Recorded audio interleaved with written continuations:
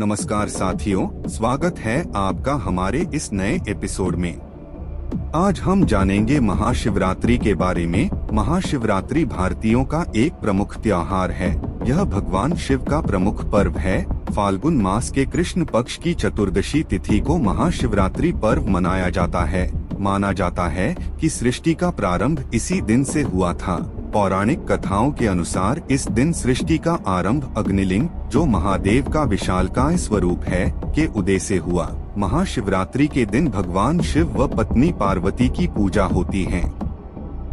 यह पूजा व्रत रखने के दौरान की जाती है। साल में होने वाली 12 शिवरात्रियों में से महाशिवरात्रि को सबसे महत्वपूर्ण माना जाता है। भारत सहित पूरी दुनिया में महाशिवरात्रि का पावन पर्व बहुत ही उत्साह के साथ मनाया जाता है। कश्मीर शैव मत में इस त्योहार को हररात्रि और बोलचाल में हेरात या हेरत भी कहा जाता है। महाशिवरात्रि से संबंधित कई पौराणिक कथाएं हैं। समुद्र मंथन अमृत का उत्पादन करने के लिए निश्चित था, लेकिन इसके साथ ही हलाहल नामक विष भी पैदा हुआ था। हलाहल विष में ब्रह्मांड को नष्ट करने की क्षमता थी और इसलिए केवल भगवान शिव इसे नष्ट कर सकते थे। भगवान शिव ने हलाहल नामक विष को अपने कंठ में रख लिया था। जहर इतना शक्तिशाली था कि भगवान शिव अत्यधिक दर्द से पीड़ित हो उठे थे और उनका गला नीला हो गया था। इस कारण से भगवान शिव नीलकंठ के नाम से प्रसिद्ध हैं। उपचार के लिए चिकित्सकों ने देवताओं को भगवान शिव को रात भर जगाए रहने की सलाह दी। इस प्रकार भगवान शिव के चिंतन में एक सतर्कता रखी। शिव को आनंदित करने और जागाए रखने के लिए देवताओं ने अलग अलग नृत्य और संगीत बजाए। जैसे सुबह हुई, उनकी भक्ति से प्रसन्न भगवान शिव ने उन सभी को आशीर्वाद दिया। शिवरात्रि इस घटना का उत्सव है जिससे शिव ने दुनिया को बचाया। तब से इस दिन भक्त उपवास करते हैं। कथा: एक बार पार्वती जी ने भगवान शिव शंकर से पूछा, ऐसा कौन सा श्रेष्ठ तथा सरल व्रत पूजन है जिससे मृत्युलोक के प्राणी आपकी कृपा सहज ही प्राप्त कर लेते हैं? उत्तर में शिवजी ने पार्वती को शिवरात्रि के व्रत का विधान बताकर यह कथा सुनाई। एक बार चित्रभानु नामक एक शिकारी था। पशुओं की हत्या करके वह अपने कुटुंब को पालता था। वह एक साहूकार का ऋणी था, लेकिन उसका ऋण समय पर न चुका सका। क्रोधित साहूकार ने शिकारी को शिवमठ में बंदी बना लिया। संयोग से उस दिन शिवरात्रि थी। शिकारी ध्यान मग्न होकर शिव संबंधी धार्मिक बातें सुनता रहा। चतुर्दशी को उसने शिवरात्रि व्रत की कथा भी सुनी। संध्या होते ही साहूकार ने उसे अपने पास बुलाया और ऋण चुकाने के विषय में बात की। शिकारी अगले दिन सारा ऋण लौटा देने का वचन देकर बंधन से छूट गया। अपनी दिनचर्या की भांति वह जंगल में शिकार के लिए निकला, लेकिन दिन भर बंदी गृह में रहने के कारण भूख प्यास से व्याकुल था। शिकार करने के लिए वह एक तालाब के किनारे बेल वृक्ष पर पड़ाव बनाने लगा। बेल वृक्ष के नीचे शिवलिंग था जो बिल्वपत्रों से ढका हुआ था। शिकारी को उसका पता न चला। पड़ाव बनाते समय उसने जो टहनियां तोड़ी वे संयोग से शिवलिंग पर गिरी। इस प्रकार दिन भर भूखे प्यासे शिकारी का व्रत भी हो गया और शिवलिंग पर बेलपत्र भी चढ़ गए। एक पहर रात्रि बीत जाने पर एक गर्भिणी मृगी तालाब पर पानी पीने पहुंची। शिकारी ने धनुष पर तीर चढ़ाकर ज्यों ही प्रत्यंचा खींची। मृगी बोली, मैं गर्भिणी हूँ, शीघ्र ही प्रसव करूंगी। तुम एक साथ 2 जीवों की हत्या करोगे, जो ठीक नहीं है। मैं बच्चे को जन्म देकर शीघ्र ही तुम्हारे समक्ष प्रस्तुत हो जाऊंगी, तब मार लेना। शिकारी ने प्रत्यंचा ढीली कर दी और मृगी जंगली झाड़ियों में लुप्त हो गई। कुछ ही देर बाद एक और मृगी उधर से निकली। शिकारी की प्रसन्नता का ठिकाना न रहा। समीप आने पर उसने धनुष पर बाण चढ़ाया। तब उसे देख मृगी ने विनम्रता पूर्वक निवेदन किया, हे पारधी, मैं थोड़ी देर पहले ऋतु से निवृत्त हुई हूँ, कामातुर विरहिणी हूँ, अपने प्रिय की खोज में भटक रही हूँ। मैं अपने पति से मिलकर शीघ्र ही तुम्हारे पास आ जाऊंगी। शिकारी ने उसे भी जाने दिया। 2 बार शिकार को खोकर उसका माथा ठनका। वह चिंता में पड़ गया। रात्रि का आखिरी पहर बीत रहा था। तभी एक अन्य मृगी अपने बच्चों के साथ उधर से निकली। शिकारी के लिए यह स्वर्णिम अवसर था। उसने धनुष पर तीर चढ़ाने में देर नहीं लगाई। वह तीर छोड़ने ही वाला था कि मृगी बोली, हे पारधी, मैं इन बच्चों को इनके पिता के हवाले करके लौट आऊंगी। इस समय मुझे शिकारी हंसा और बोला, सामने आए शिकार को छोड़ दूं, मैं ऐसा मूर्ख नहीं। इससे पहले मैं 2 बार अपना शिकार खो चुका हूँ। मेरे बच्चे भूख प्यास से तड़प रहे होंगे। उत्तर में मृगी ने फिर कहा, जैसे तुम्हें अपने बच्चों की ममता सता रही है, ठीक वैसे ही मुझे भी, इसलिए सिर्फ बच्चों के नाम पर मैं थोड़ी देर के लिए जीवनदान मांग रही हूँ। हे पारधी, मेरा विश्वास कर, मैं इन्हें इनके पिता के पास छोड़कर तुरंत लौटने की प्रतिज्ञा करती हूँ। मृगी का दीन स्वर सुनकर शिकारी को उस पर दया आ गई। उसने उस मृगी को भी जाने दिया। शिकार के अभाव में बेल वृक्ष पर बैठा शिकारी बेलपत्र तोड़ तोड़ कर नीचे फेंकता जा रहा था। पाँव फटने को हुई तो एक हृष्ट पुष्ट मृग उसी रास्ते पर आया। शिकारी ने सोच लिया कि इसका शिकार वह अवश्य करेगा। शिकारी की तनी प्रत्यंचा देखकर मृगविनीत स्वर में बोला, हे पारधी भाई, यदि तुमने मुझसे पूर्व आने वाली 3 मृगियों तथा छोटे छोटे बच्चों को मार डाला है तो मुझे भी मारने में विलंब न करो, ताकि मुझे उनके वियोग में एक क्षण भी दुख न सहना पड़े। मैं उन मृगियों का पति हूँ। यदि तुमने उन्हें जीवन दान दिया है तो मुझे भी कुछ क्षण का जीवन देने की कृपा करो। मैं उनसे मिलकर तुम्हारे समक्ष उपस्थित हो जाऊंगा। मृग की बात सुनते ही शिकारी के सामने पूरी रात का घटनाचक्र घूम गया। उसने सारी कथा मृग को सुना दी।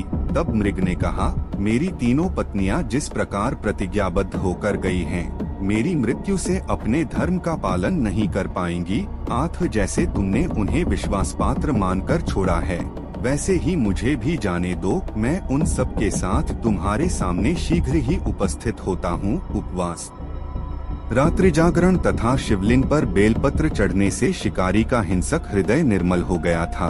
उसमें भगवत शक्ति का वास हो गया था।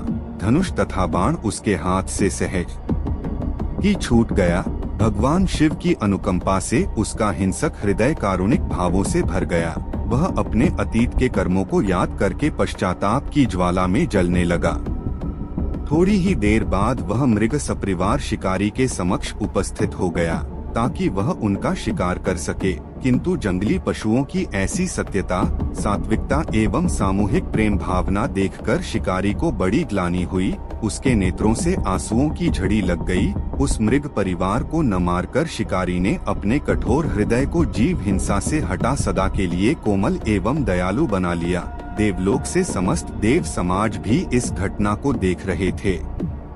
घटना की परिणति होते ही देवी देवताओं ने पुष्प वर्षा की।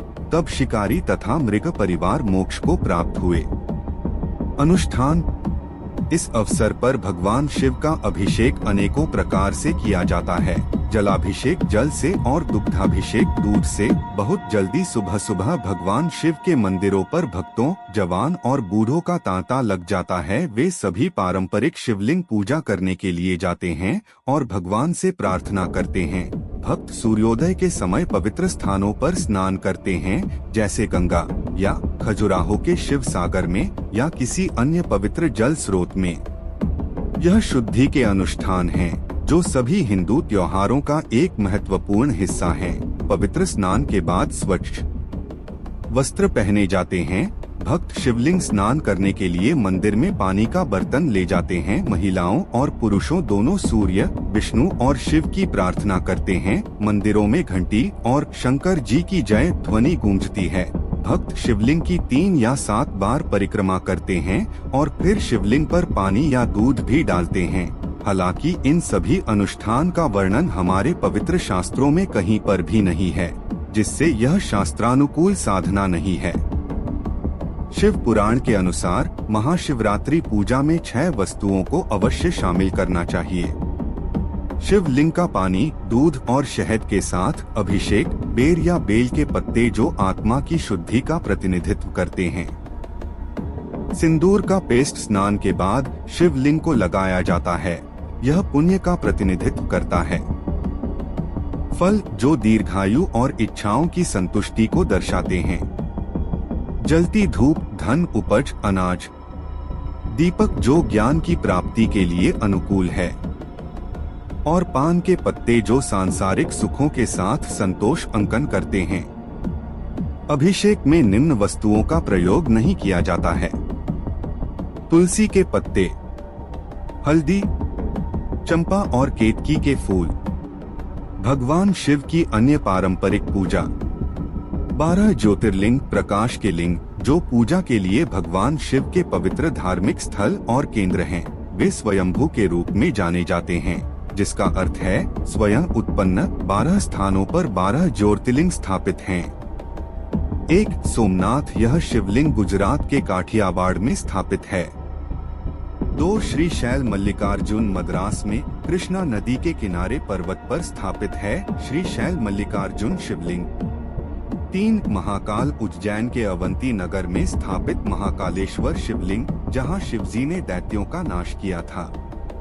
4 कारेश्वर, मध्य प्रदेश के धार्मिक स्थल ओंकारेश्वर में नर्मदा तट पर पर्वतराज विंध्य की कठोर तपस्या से खुश होकर वरदाने देने हुए यहाँ प्रकट हुए थे शिवजी, जहाँ ममलेश्वर ज्योतिर्लिंग स्थापित हो गया। 5 नागेश्वर, गुजरात के द्वारका धाम के निकट स्थापित नागेश्वर ज्योतिर्लिंग। 6 बैजनाथ, झारखंड के बैद्यनाथ धाम में स्थापित शिवलिंग। 7 भीमाशंकर, महाराष्ट्र की भीमा नदी के किनारे स्थापित भीमशंकर ज्योतिर्लिंग।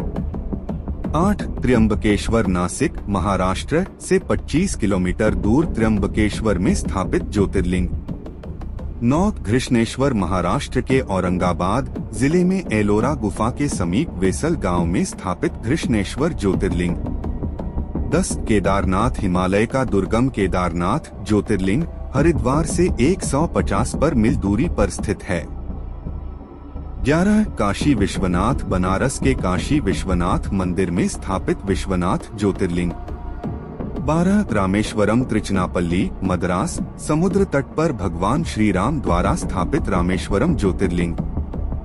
भारत में शिवरात्रि: मध्य भारत में शिव अनुयायियों की एक बड़ी संख्या है।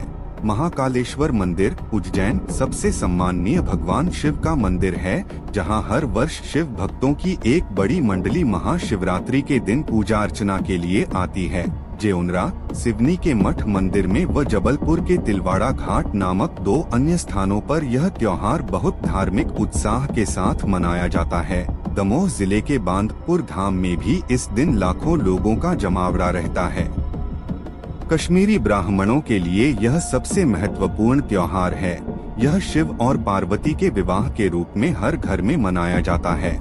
महाशिवरात्रि के उत्सव के 3 से 4 दिन पहले यह शुरू हो जाता है और उसके 2 दिन बाद तक जारी रहता है। दक्षिण भारत: महाशिवरात्रि आंध्र प्रदेश, कर्नाटक, केरल, तमिलनाडु और तेलंगाना के सभी मंदिरों में व्यापक रूप से मनाई जाती है। बांग्लादेश में शिवरात्रि: बांग्लादेश में हिंदू महाशिवरात्रि मनाते हैं। वे भगवान शिव के दिव्य आशीर्वाद प्राप्त करने की उम्मीद में व्रत रखते हैं। कई बांग्लादेशी हिंदू इस खास दिन चंद्रनाथ धाम, चिटगाम जाते हैं। बांग्लादेशी हिंदुओं की मान्यता है कि इस दिन व्रत व पूजा करने वाले स्त्री पुरुष को अच्छा पति या पत्नी मिलती है। इस वजह से ये पर्व यहाँ खासा प्रसिद्ध है। नेपाल में शिवरात्रि: नेपाल पशुपतिनाथ में महाशिवरात्रि। पशुपतिनाथ मंदिर: महाशिवरात्रि को नेपाल में व विशेष रूप से पशुपतिनाथ मंदिर में व्यापक रूप से मनाया जाता है। महाशिवरात्रि के अवसर पर काठमांडू के पशुपतिनाथ मंदिर पर भक्तजनों की भीड़ लगती है। इस अवसर पर भारत समेत विश्व के विभिन्न स्थानों से जोगी एवं भक्तजन इस मंदिर में आते हैं। शिव, जिनसे योग परंपरा की शुरुआत मानी जाती है, को आदि प्रथम गुरु माना जाता है। परंपरा के अनुसार इस रात को ग्रहों की स्थिति ऐसी होती है जिससे मानव प्रणाली में ऊर्जा की एक शक्तिशाली प्राकृतिक लहर बहती है।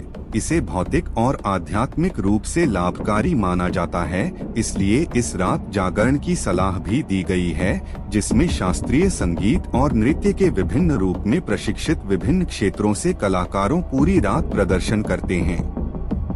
शिवरात्रि को महिलाओं के लिए विशेष रूप से शुभ माना जाता है।